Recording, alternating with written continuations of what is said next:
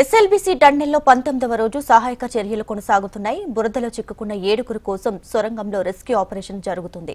సొరంగం లోపల ప్రమాదకర పరిస్థితులు ఉండటంతో 3 రకాల రోబోలతో కార్మికుల కోసం వెతుకుతున్నారు.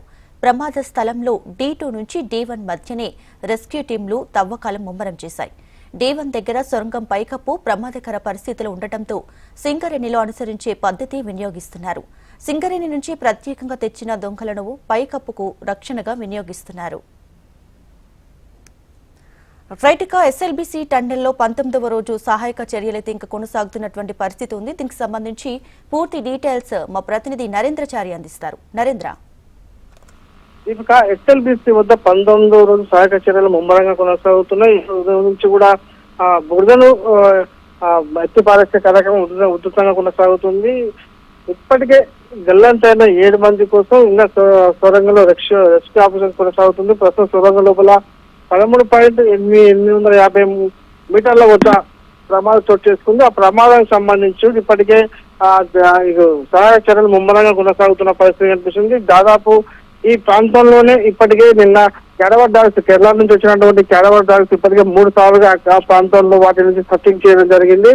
ప్రస్తుతానికైతే క్యాడవర్ డాగ్స్ చూపించిన ప్రాంతంలో తవ్వకాలు కొనసాగుతున్నాయి. ఈ తవ్వకాలు ఇప్పటికే ఒక మృతదేహం బయటపడిన నేపథ్యంలో అదే ప్రాంతంలో మరో 2 ప్రాంతాల్లో కూడా నిన్న నుంచి కూడా మట్టి తవ్వకాలు కొనసాగిస్తున్న పరిస్థితి కనిపిస్తుంది. ఇక్కడి నుంచి అయితే ఈ మట్టి తవ్వే క్రమంలో చాలా దుర్వాసన వస్తున్న నేపథ్యంలో దానికి సంబంధించిన కూడా ఇక్కడ మరో మృతదేహం ఉండొచ్చు అనే అనుమానాలు కూడా వ్యక్తమవుతున్నాయి. అయితే దీనికి రెస్క్యూ ఆపరేషన్ చాలా దుర్వాసన వస్తున్న నేపథ్యంలో ఇబ్బందికరంగా మారిన పరిస్థితి కనిపిస్తుంది. దీనికి సంబంధించి కూడా రెస్క్యూ బృందాలు కూడా ముందుకు సాగుతున్న పరిస్థితి అయితే ఎస్ఎల్బీసీ వద్ద కొనసాగుతుంది. అయితే ఇప్పటికే రాష్ట్ర ప్రభుత్వం దీనికి సంబంధించి రోబోలు కూడా వినియోగించాలని చెప్పేసి ఇప్పటికే నిర్ణయించిన నేపథ్యంలో మరి కాసేపట్లో 3 రోబోలు కూడా ఎస్ఎల్బీసీకి రాబోతున్నాయి. ఇప్పటికే నిన్న వచ్చినటువంటి రోబోలకు సంబంధించి కూడా నిన్న లోపలికి వెళ్లి అక్కడ నుంచి వీడియోస్ అలాగే ఫొటోస్ కూడా తీసి పంపించిన పరిస్థితి ఉంది. ఇప్పుడు దానికి అనుసంధానంగా ఇప్పుడు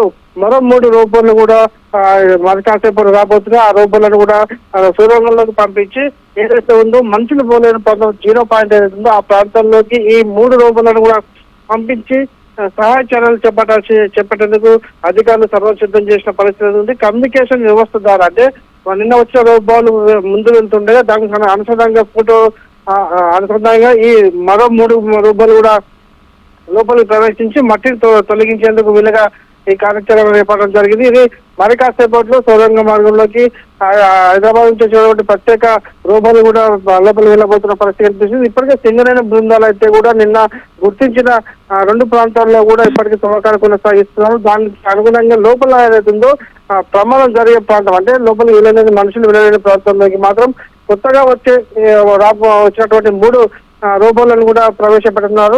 మరి కాసేపట్లో ఈ కార్యాచరణ ప్రారంభం కాబోతుంది. మొత్తంగా చూసుకుంటే ఈ రోజు మాత్రం 1-2 మృతదేహాలు బయటపడే అవకాశాలు కనిపిస్తున్నాయి. మిగతా 5కు సంబంధించి మాత్రం ఇప్పుడు కూడా ఆడవాళ్ళు కూడా గుర్తించిన పరిస్థితి కనిపిస్తుంది. ఆ ప్రాంతాలను కూడా గుర్తించిన పరిస్థితి ఉంది. ఈ రోబోలు కనుక ఈ రోజు రంగప్రవేశం చేస్తే ఏమైనా పురోగతి సాధించే అవకాశాలు కనిపిస్తుంది. Deepika. Right Narendra, thanks for the updates.